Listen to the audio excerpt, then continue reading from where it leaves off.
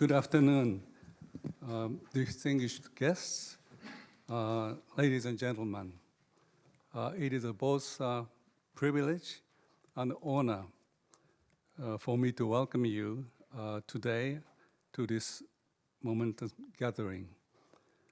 The joint symposium between Research Institute of Economic Trade and Industry, RIETI, and the Australian National University, ANU. Our symposium today is titled, as was introduced by Kumagai-san, An Asian Agenda for Securing Multilateral Rules-Based Economic Order.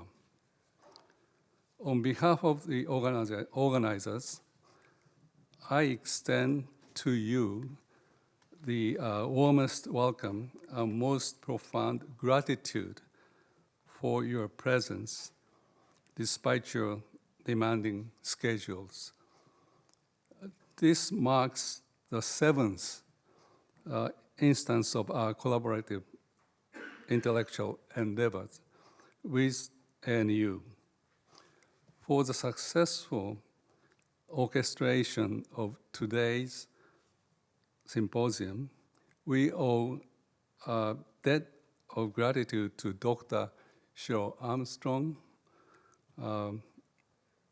He's the associate professor at ANU's Crawford School of Public Policy, also director of the Australia-Japan Research Center, and visiting fellow at RIETI. It is indeed a pleasure to again acknowledge his invaluable contributions. East Asia is not merely a regional power, but stands as the center of global economic growth and international economic interdependence. The region has gained tremendous benefits from the rules-based economic order orchestrated by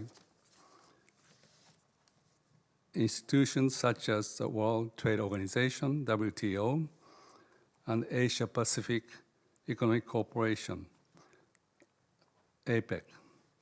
However, the region is grappling with possible geopolitical and economic fractures, making this region the most susceptible to the disintegration of the rules-based economic order.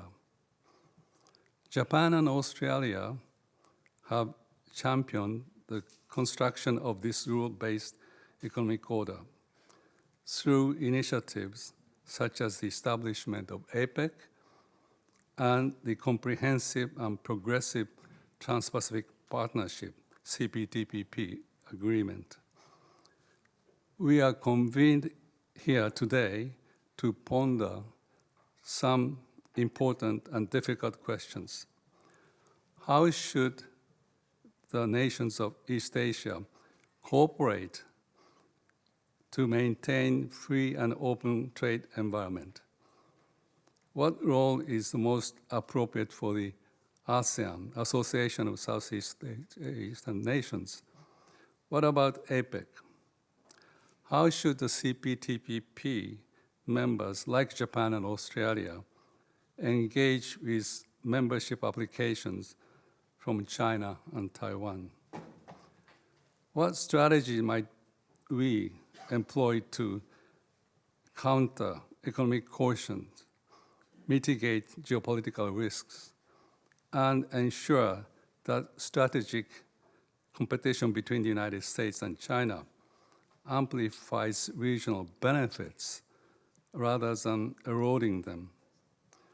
The symposium today endeavors to engage with these urgent topics and aims to find guidance for future policies, drawing upon the collective wisdom of the participants from Japan, Australia, the ASEAN nations, and China.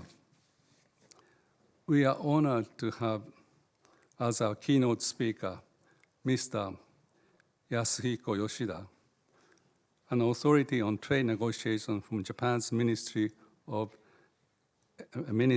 Economy, Trade, and Industry, METI, a former vice chairman of RIETI, and seasoned diplomat. Mr. Yoshida's insights promise to illuminate our proceedings. Our panel is comprised of experts on international economic relations. They are in alphabetical order. Dr. Lily Yang Ing, she's my colleague at ERIA, and also she's Secretary General of the International Economic Association. Professor Maki Kunimatsu of Chuo University, Gwen An Dong of CIEM, Dr. Rebecca Fatima St. Maria of APEC, and she's an old colleague of mine at ERIA, and Professor Wan Dong of Peking University. Dr. Shiro Armstrong will serve as our panel chair.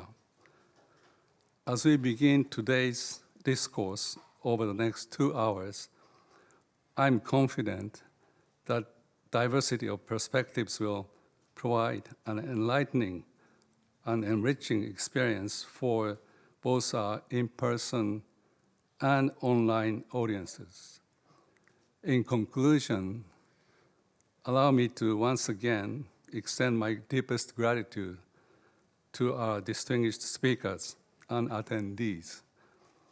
Your presence here is testimony to the importance of the subjects at hand. Thank you very much.